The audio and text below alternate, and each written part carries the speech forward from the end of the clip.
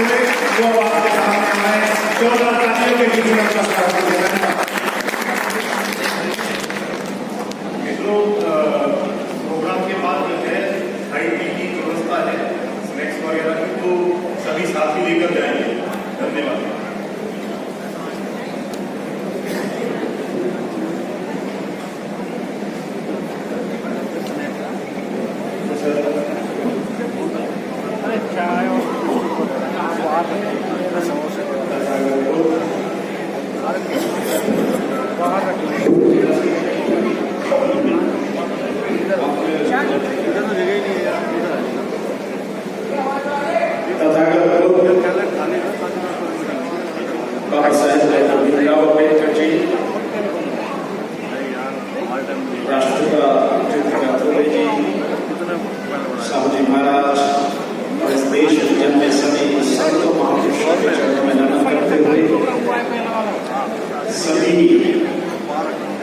स्वतंत्रता सेनानियों के चरणों में नमन करते हुए आज के सभा में उपस्थित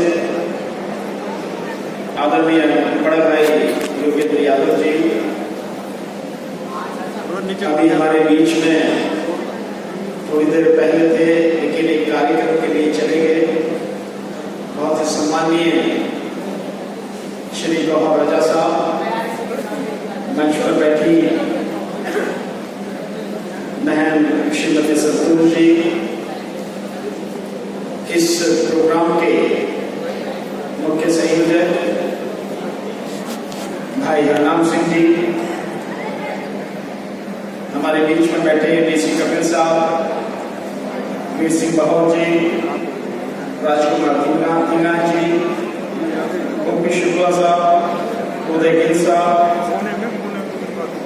और यहाँ पर उपस्थित मेरे सभी सम्मानित बुजुर्गों, भाइयों, माताओं और बहनों, बच्चों, आप सभी को मेरा जय भीम, आदाब, सत श्री अकाल, नमस्कार, जय जोहार।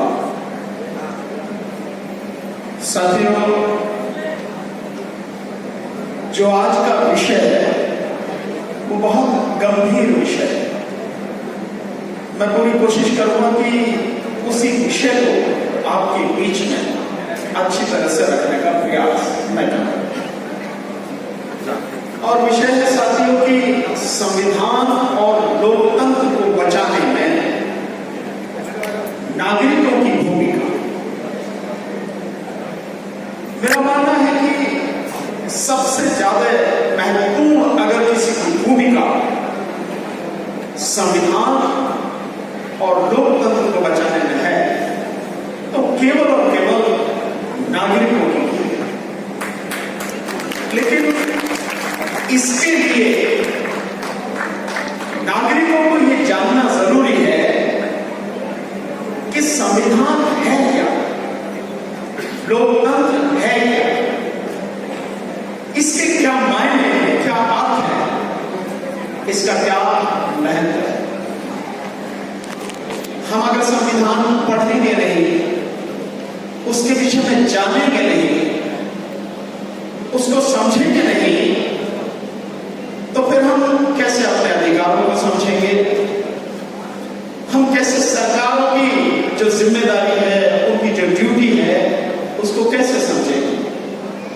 और अगर हमें ये जानकारी नहीं है तो हम सवाल कैसे खड़ा करेंगे, क्योंकि कुछ भी अगर बचेगा तो उसके लिए अगर खत्म होने के कगार पे है या उसको खत्म किया जा रहा है या उसके विरुद्ध काम किया जा रहा है तो आवाज तो उठानी पड़ेगी ना।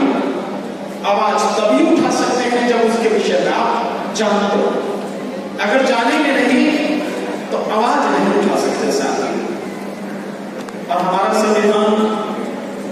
संविधान तो अगर आप उसकी प्रस्तावना पढ़ते हैं तो इंग्लिश में we the people of India, Hindi में हम भारत के लोग, यानी वो तो हमारे ही द्वारा बनाया हुआ है। लिखा जाता है ना, लास्ट में जो लिखा हुआ प्रस्ताव में उसको आत्मा के अंगीकृत और अधिनियमित करते हैं, तो वो नागरिकों द्वारा आत्मार्पित किया गया, अपने आप को दिया गया है संविधान। आप ही ने अंगीकृत किया है, स्वीकार किया है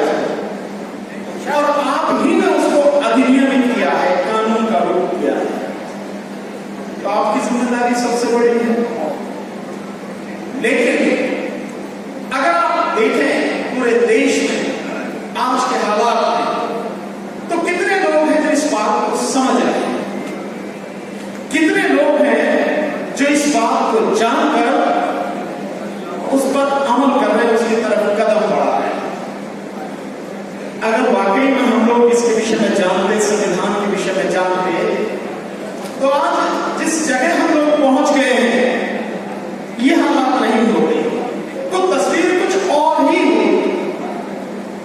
यह मन से कई साथियों ने एक बात कही और उन्होंने कहा है कि वोट देना है संविधान बचाने के लिए। बिल्कुल सही बात है, लेकिन क्या केवल वोट से ही संविधान बचेगा? क्या केवल वोट से ही लोकतंत्र बचेगा? इसके पहले कुछ नहीं है। वोट देने का मौका आपको कब आता है साथियों? 5 साल। 5 साल में वोट देने का मौका आता है और आपने एक बार वोट डाल दिया, फिर 5 साल तक इंतजार करोगे कि 5 साल में जो कुछ हो रहा है, ये लोकतंत्र की जो हत्या हो रही है, ये संविधान की जो हत्या हो रही है, इसको बचाने के लिए 5 साल बाद मौका आएगा वोट डालने का। जब वोट डालेंगे तब बचाएंगे, और वो भी बचेगा नहीं क्योंकि ईवीएम है, वो भी बचेगा नहीं। तो क्या केवल हम वोट के माध्यम से ही इस लोकतंत्र और संविधान को बचाएंगे साथियों? नहीं, इसको बचाने के लिए हमें हर पल जागरूक रहना पड़ेगा। इसको बचाने के लिए हमें हर पल काम करना पड़ेगा, सचेत रहना पड़ेगा, खुद भी जागना और लोगों को भी जगाना पड़ेगा। ये पूरे 5 साल जब सरकारें संविधान की हत्या करती है, लोकतंत्र की हत्या करती है, हमें उस समय अपना फर्ज निभाना पड़ेगा और लड़ना पड़ेगा, संघर्ष करना पड़ेगा। उसके लिए 5 साल इंतजार करोगे क्या? शायद इसीलिए कि हम लोग केवल वोट के इंतजार में रहते हैं कि वोट देने का समय आएगा तब सरकार बदलेंगे, और हम घरों में चुप बैठे रहते हैं, कुछ करते नहीं है, जिसका नतीजा आज हम भुगत रहे हैं कि हमें ये भी सभा करनी पड़ी है कि संविधान को बचाना है, लोकतंत्र को बचाना। साथियों, लोकतंत्र अगर है तभी आप बोल पा रहे हैं, लोकतंत्र अगर है तभी आप ऐसी सभाएं कर पा रहे हैं, लोकतंत्र अगर बचा रहेगा तभी आप सरकारों के खिलाफ, शासन प्रशासन के खिलाफ, किसी भी गलत बात के खिलाफ आवाज उठा पाएंगे, और ये आपको कानून का अधिकार होगा, संवैधानिक अधिकार होगा। सरकार भी कुछ नहीं कर सकती, लेकिन क्या आप इस बात को जानते हैं? क्या आप में इतना हौसला है? क्या इतनी हिम्मत है? क्या वो डर आपके दूर से, आपके अंदर से दूर हो चुका है, जो इस लोकतंत्र को, संविधान को बचाने की लड़ाई में सबसे महत्वपूर्ण है साहब? ये बात हमें जानने और समझने की जरूरत है साहब, तभी हम लोकतंत्र को और संविधान को बचा पाएंगे साथियों। तो रात दिन आपको काम करना पड़ता है, लेकिन होता यह है साथियों कि कुछ लोग जो जागरूक होते हैं वो लगातार आवाज उठाते हैं, आपको जगाने की कोशिश करते हैं, पर फिर भी लोग सोए रहते हैं साथियों। कितना भी जगाओ फिर भी सोए रहते हैं।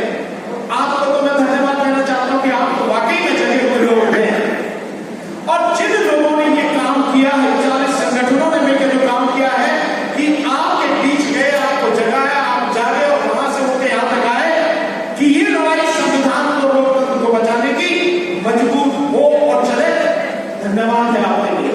लेकिन इतने भर से काम चलेगा नहीं साथी। ये लोकतंत्र बचाने से पहले हमें अपने अंदर, अपने परिवार, समाज के अंदर भी इस भावना को पनपाना पड़ेगा, बचाना पड़ेगा। लेकिन अगर आप अपने अंतर मन में झांक के देखो तो आपको पता लगेगा कि लोकतंत्र कहीं नहीं, केवल कहने के लिए रह गया। चुनावी प्रक्रिया को हम लोकतंत्र मान लेते हैं, लेकिन चुनाव किस तरह से हो रहा है? अभी आपने सूरत का देखा, मामला सूरत का उदाहरण देखा, किस तरह से कांग्रेस पार्टी का व्यक्ति टिकट लेकर और बीजेपी में फिर शामिल हो गया और मामला साफ हो गया। ठीक आपने देखा वहां पे इंदौर में, वहां भी यही हुआ। तो ये जो सारी चीजें हो रही हैं, ये बहुत खतरनाक है। हमें इन सब का ध्यान रखते हुए ईमानदारी से लोकतंत्र को समझना होगा साथियों। और आप हम तो लोकतंत्र, गणतंत्र, हम तो बहुत लोग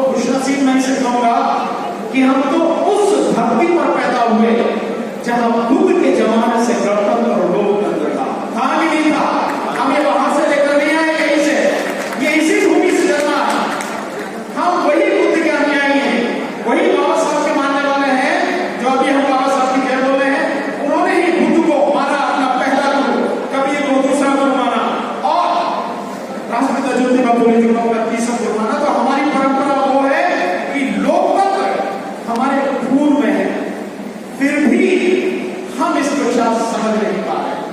इसे समझना पड़ेगा सर, और केवल 5 साल बाद चुनाव उस परंपरा को छोड़ना पड़ेगा। अब संविधान, हाँ संविधान में लोकतांत्रिक व्यवस्था की स्थापना की गई। कोई भी काम होगा लोकतांत्रिक तरीके से होगा, सरकार बनेगी तो लोकतांत्रिक तरीके से होगी। लेकिन वर्तमान में हो क्या रहा है? लोकतंत्र, एक व्यक्ति इस देश को कहता है मदर ऑफ डेमोक्रेसी। नाम सुना? Mother of democracy. और कौन कहता है इस धरती पर सबसे झूठा, सबसे बेईमान, सबसे बड़ा भ्रष्ट व्यक्ति दुर्भाग्य से जो भारत का प्रधानमंत्री है वो मदर ऑफ डेमोक्रेसी की बात, और वो मदर ऑफ डेमोक्रेसी की बात करता है जिस आदमी ने अपनी ही पार्टी में डेमोक्रेसी को पूरी तरह से खत्म कर दिया। भाई बड़ा भाई योगेंद्र यादव जी और आप सब भी, वो तो पूरे देश में घूम रहे हैं, आप सब भी देखते होंगे। पूरे देश में बीजेपी का होर्डिंग लगा, होर्डिंग देखते हैं, उसमें एक ही फोटो, एक ही आदमी का, केवल एक का नाम भी नहीं है, कहीं लिखा हुआ कि भारतीय जनता पार्टी, ये भी लिखा हुआ कहीं नहीं, कोई नेता नहीं। ऐसा लगता है कि सारे नेता बीजेपी के समाप्त, कोई बचा ही नहीं। जो कैंडिडेट है वो भी नहीं बचे, ना तो कैंडिडेट का फोटो, ना पार्टी के किसी नेता का फोटो, केवल एक व्यक्ति का फोटो, और भाजपा का नाम भी नीचे को लिखा, कमल का बटन दबाए भाजपा को जिताए, बस इतना सा भारत। जो आदमी अपनी पार्टी को खा गया, अपनी पार्टी में लोकतंत्र खत्म कर दिया हो, अपनी पार्टी के नेताओं को जिसने दबा कर दिया हो, उस आदमी से बचाना है लोकतंत्र। आज की तारीख में आपको बचा पाओगे? Yes sir. नहीं बचा पाओगे, नहीं तो बोलते ना बचा पाओगे क्या? आसान मत समझना, आसान मत समझना। मैं दावे के साथ कहता हूं तुम्हारी वोट के बाद भी लोकतंत्र बचेगा नहीं। 4 तारीख को नजारा देखना, मैं बता रहा हूं आपको। सो बलिदान देना पड़ेगा, इस बात के लिए तैयार रहिए साथ में।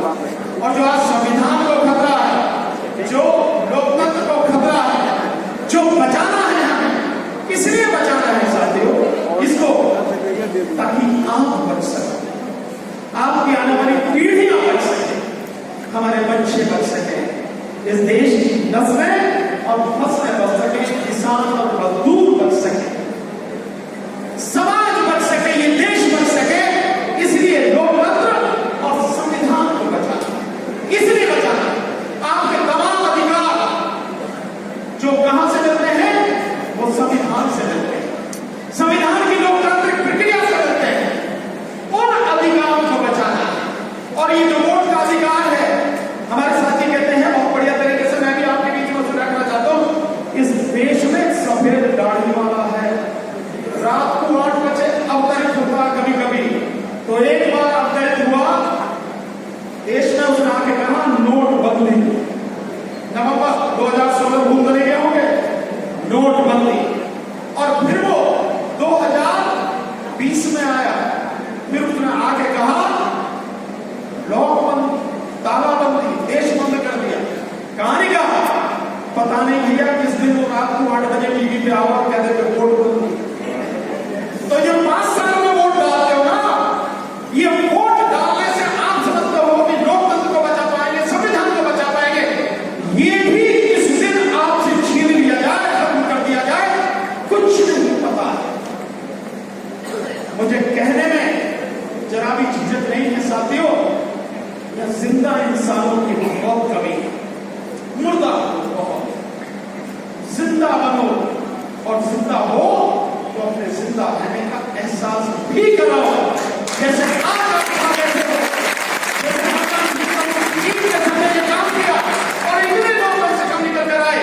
मैं दावे के साथ कहता हूं इतने ही लोग जिस तरह से 4 महीने काम किया, और अभी इस तरह आ रहा था स्क्रीन पर लिखा हुआ कि 2616 घंटे काम किया, 109 दिन से ज्यादा काम किया, इतना यही सभी आधा काम कर लिया हम लोगों ने मिलकर। तो पलट कर देखो, किसी की हिम्मत नहीं, तो संविधान के लोगों की तरफ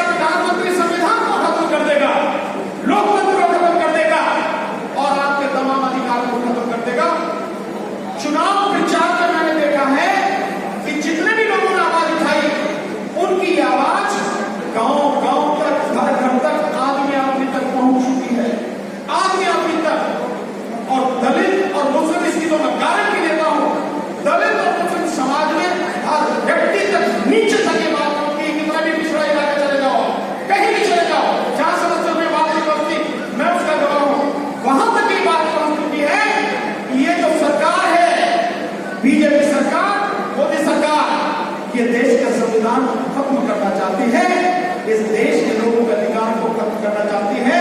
और इस बार चुनाव में न कोई भैया, न कोई चाचा, न कोई बेटा, न मामा, न कोई फूफा, भाई वोट देनी है केवल और केवल संविधान को बचाने के लिए और उसी के लिए देनी है। कोई पार्टी नहीं, कुछ नहीं, इंडिया गठबंधन की किसी को पार्टी है, केवल और केवल उन्हीं को वोट मिलेगा। ये मेरा है साथियों, चुनाव बचाना जहां जाना चाहिए। तो ये बात जा चुकी है। और साथियों, केवल इस सम्मेलन को करने से हमारी बात खत्म नहीं हो जाएगी।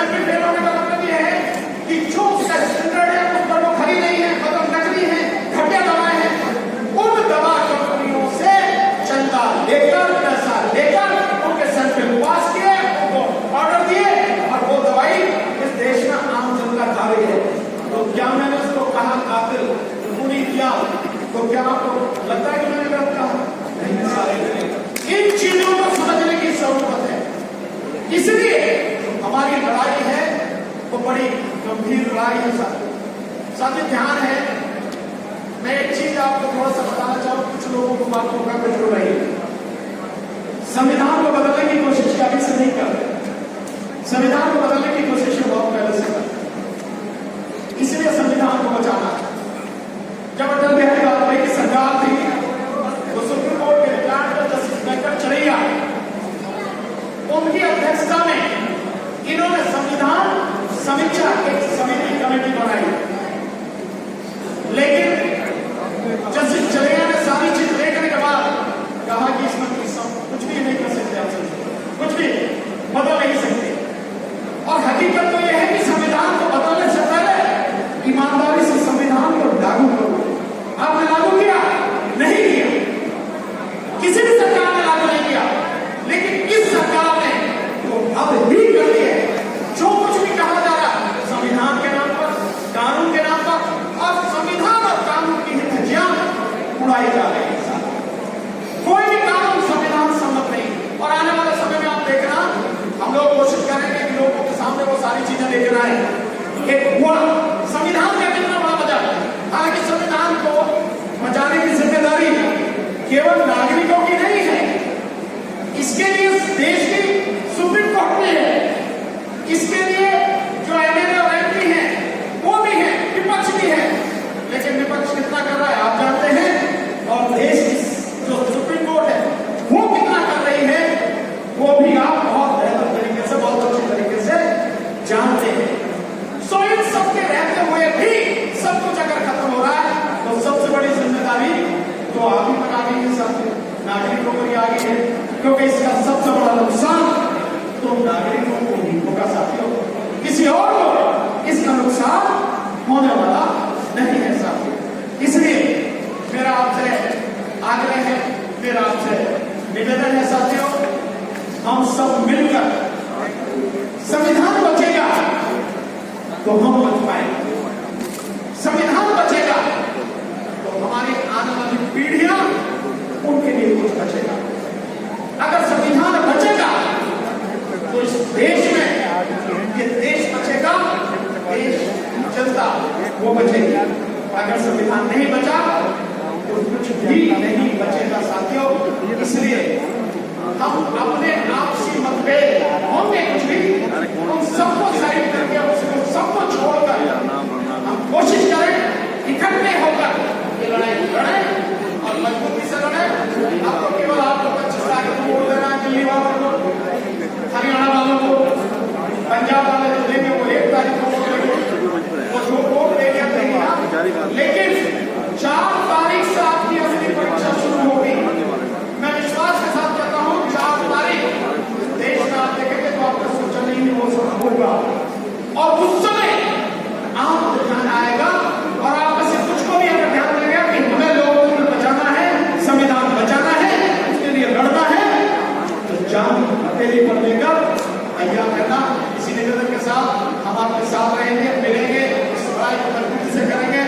और ईवीएम की लड़ाई जो अब तक, क्योंकि चुनाव ईवीएम से हो रहा, सुप्रीम कोर्ट में मोहर लगा दी, अभी कुछ नहीं कर सकते, लेकिन 4 तारीख के बाद ईवीएम की लड़ाई बहुत मजबूती से लड़ी जाएगी। मोदी सरकार आई तो भी और गठबंधन की सरकार आई तो भी, क्योंकि एक थोड़ा सा दुख के साथ कहना पड़ा, कांग्रेस ने अपने मैनिफेस्टो में एक बात लिखी है कि चुनाव ईवीएम से ही कराएंगे, ईवीएम को ही वो मानकर चल रहे हैं, इसलिए लड़ना उनसे भी पड़ेगा।